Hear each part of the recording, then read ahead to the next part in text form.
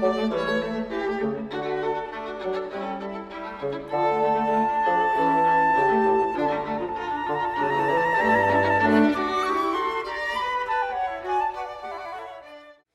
here today with Patrick, one of our Stryos percussionists. How are you doing today, Patrick? I'm doing well, thanks for asking. Excellent. So can you tell us a little about how you chose your instrument, how you got into doing percussion? So my mother was a musician. She was a violinist. I was the youngest of three.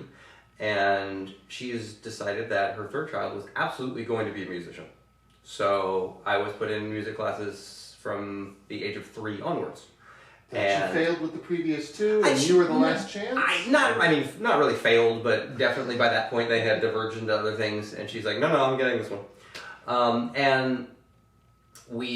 She also had, her dad, my grandfather, had played in a drum and bugle corps as a kid. So she had, from her childhood, baby drumsticks about that big. And they somehow managed to get all the way down through and into my hands. And that was probably about 2 or 3, and there wasn't looking back at that point. I was very formally going to be a percussionist. I would accept no other instrument. Something you can't do now. I was insistent, I don't think you can really do that in Texas now, but I was then could be insistent that I was going to play percussion. So it really wasn't an option for whatever reason. I wish I had thought about it and knew what I was getting into, but the sheer amount of gear I own is a testament to that. But, I don't know when I chose. I've just always been a percussionist. You said you're not sure, or you didn't know what you were getting into. Can you kind of describe what your life is like as a professional percussionist now? So the fun thing about being a percussionist is you don't really ever know what you're playing. Depending on who I get calls from, I'm either, simple bass drum, snare drum, triangle, things like that, a drum set, keyboards, or sometimes it's entirely different things. Like I'm going to do Foley for a movie soundtrack with movie. I'm going to do hand drum stuff, or I'm going to have to learn to play instruments that I don't actually even know what they are, and I have to look up what those are.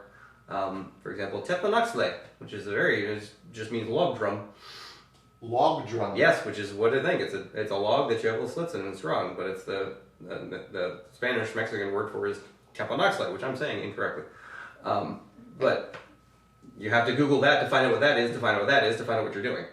Plus any other extra stuff they just don't know where to put, they put in the percussion section. So whistles, gunshots, gongs that you slowly lower into a bucket of water as you play them, because it makes the pitch go. So some musicians just have to carry a flute case or something with them when they travel. And yes. For you, how much gear are we talking about? Again, it depends on if I'm just playing triangle, that's a real easy load-in. If I'm bringing stuff for the whole section and everything, it's I usually get at the hall about an hour before everybody else, and usually I'm leaving about an hour after everybody else. That's just because it just depends. Sometimes there's so much I have to rent a truck. I mean, I own Ford Timpani, do not fit in my car. I have to get something for that. Fair enough. And remind people what a timpani is. It's the big drum, big kettle drum. Looks like you can have soup in it. Feed a lot of people. I think that, yes, that's what they're originally for, was soup. No, I'm kidding. There. Or you could bubble toilet. Absolutely. No, you could plug the hole in the bottom and you've absolutely got a cauldron there. Well, you've mentioned a lot of different kind of instruments that you've gotten to play for various gigs.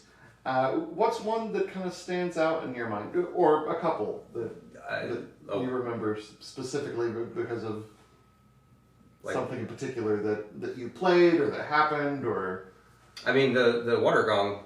Lowering a gong into a thing of water is definitely one of the highlights, just because that is such a unique, not only is it experience and sound, everyone goes, but just that every day going to rehearsal and having to fill up a tub of water and take it in and take it and dump it out, and that by itself, it becomes a whole part of the experience.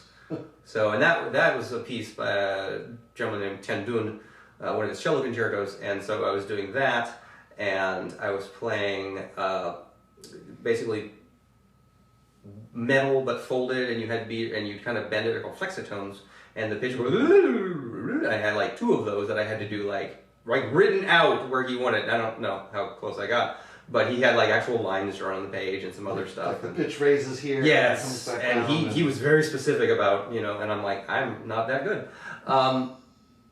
And I said one of the others was playing wood blocks, but he was doing it with the knuckles of his hands, and it was just all sorts of work. This guy's the same guy who also wrote like a concerto, a water concerto, where you have like 4 percussionists who just literally have bowls of water that they swish or move or punch.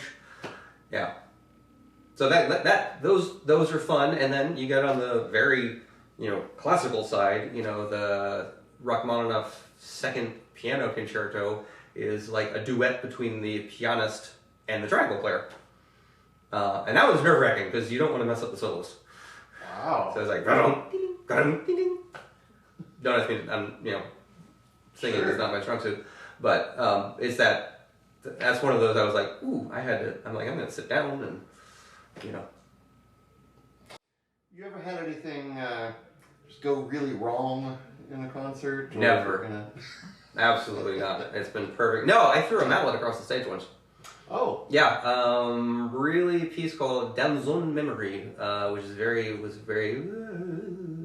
and I was playing this glockenspiel part, bell part, and the guy who wrote it, George Benson, which might be his name, was a percussionist originally, and he really wrote out specific mallet changes, and so I had a tray full of mallets, and I was just very quietly moving back and forth, and I went over and I picked up the mallet, and then it flew out of my hand, and it flew all across, and it hit the music stand, and then it hit the bells, and then it hit the floor, and then it rolled across the floor, middle of the concert, by the way, and there was I won't say it now, but there was a little bit of an F-bomb that escaped, and I got back, and then I'm like, oh, by the way, I didn't tell you, the whole piece ends with an extended bell solo, and this is why you mark your music, because I did have several things marked in when other people entered. I'm like, aha, we're here now, and so I could finish.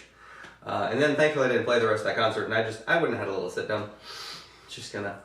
Yeah. But came back in, finished the concert, and show's got to go on. Did your solo and everything? Yes. Yeah. I wasn't gonna miss that one. That's. Oh, that's so much fun. No, it was not. But I thank you for that. So, your storytelling. Yes, the story is great. At the time, not so much. Right, yeah. A lot of stories are that way. Yes. Years later, I have processed the trauma. So is there a misconception that some people might have about the percussion section or percussionists, or what is involved with what it is that you do? I think the real misconception might just be that it's like one thing or just a few things when it's so many. It's to this day, my favorite question people is find out, are you a percussionist? They immediately are like, are you in a band? I'm like, no, I'm in a big one. It's got strings. But it's like, yeah, I play a lot of things. Like, you play the triangle? I'm like, yes. Really? I'm like, yes, I play the triangle. I also play drum set and snare drum and timpani and bass drum, and I can list off all the things. And it's you do have to play all of these at a fairly decent level or learn how to play them real fast, which seems to be the bigger one that we were more. It's more like, oh, I'm going to play steel drum in 3 weeks. I should figure out what that is and how to do it. Actually, I know what it is, but I should figure out how to do it. And procure one? And procure one, yes. Yeah, I mean, that's a big one too. Procuring. You have to either own it, or you have to know who to call to borrow, or rent, or beg, or steal. I didn't say steal. I meant to say that quietly. Liberate temporarily. But yeah, it's not just and that's the other, people would make jokes. What if someone called you for a gig and said you had to bring your own timpani? I'm like, yes, I do that. That's how it works. That's part of how it works. No one provides you a clarinet. It's just you're expected to have your instrument, and that surprises a lot of people too. Really surprised my wife when we got married. I thought I warned her, but she's like, "Why is half my garage gone?" I'm like, "I love you." Do you play other instruments other than all of the percussion section? Oh God, no. That's I have enough to deal with. I took piano when I was real young until I I guess, threw enough of a tantrum, I had to quit. So, getting me to do my piano practicing was not, flashing back, I have, now that I'm a parent of my own, have so much sympathy for my parents and what I put them through, and like, clearly piano was not the instrument for me. So, it was fine. They just really should have early on told me I only had to use 2 fingers, and then I would have been fine. It's just the same. Or 4 sometimes. So right? 4, rarely. I mean, I need to be paid extra for that. So, can you tell us a little bit about your background as far as what all you went through, degrees and things to become a professional percussionist? So I was in band from 6th grade onwards, with a brief break between 7th and 8th, which we don't need to go into. I was to say, starting as a freshman is weird. But I then went to college. I went to the University of North Texas, and I actually had a music education degree, because I decided band directing was in my future. And then, middle of my student teaching, standing in front of a very good high school band, went, nope. And then I did some other stuff for a while. I actually moved out to LA, got involved with a rock band, toured the country for a while, came back here because I'm just like, that's fun, but also 23 of the 24 hours a day are boring. And then I decided to go get a master's at SMU and got that in percussion performance and started playing and have continued. So if you hadn't become a percussionist, what would you have done? What instrument would you have played? What else would you be doing? What else would I'd be employed is what I'd be doing. I don't think I'd have any other skills that involve hitting things and counting, which, I mean, that's really what I do at my job is count, and that percussion, that's what we do. I also actually do design websites and do some IT stuff, but nothing that way. I don't know, I've tried to actually leave music several times. I always make the joke I'm on career 75, and it doesn't work. I have to come back to it. There's something wrong with my brain that will not let me leave. This would be where I'm at. If I wasn't doing this or a percussionist, I'd be stage managing, or I'd be working behind the scenes, or doing some sort of music-related charity or something like that. There's no escape. Where are some of the places that you've gotten to perform? If we include the rock band, I think I was at like 40 out of 50 states, because touring around a lot, that was kind of fun. Didn't get paid anything and had to sleep in a van, but so it's like not as glamorous as it seems. It was like, yes, we played in Washington, D.C. for the sound guy. You know, it's like, I'm definitely too old for that now. But it's been interesting because, you know, you can get hired for orchestras and you play in the halls and you play along around the Metroplex, which is fun, but also sometimes you get just kind of one-off gigs that are just in different places. My favorite of those is I was hired to play for a wedding, but the only thing I was hired for the wedding was the recessional after they walk out. So this was at the Asian art exhibit in the Dallas Museum of Art. They had the whole wedding. They had a violinist and a cellist who did all the standard, you know, blah, blah, blah, all the normal stuff. And at the very end, I came up with a snare drum and a pair of brushes, and we played Bob Marley's One Love as a recessional. And that was it. It's the only thing I did. And I just literally sat, there's a little thing behind. I just sat with a book and read. And at some point, the groom and the minister were like, "Who's the weirdo with the drum?" I'm like, "Hi. Your wife hired me. Your wife to be hired me. Don't worry." You know. But it was like, they were thrilled. They were so happy with the music and everything. I was like, all right, cool. All right.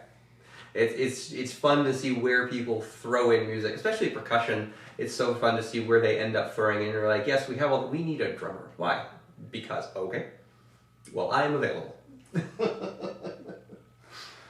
And when you're not in the middle of a gig, what are you doing with the rest of your time? So I have 2 small children, so nothing.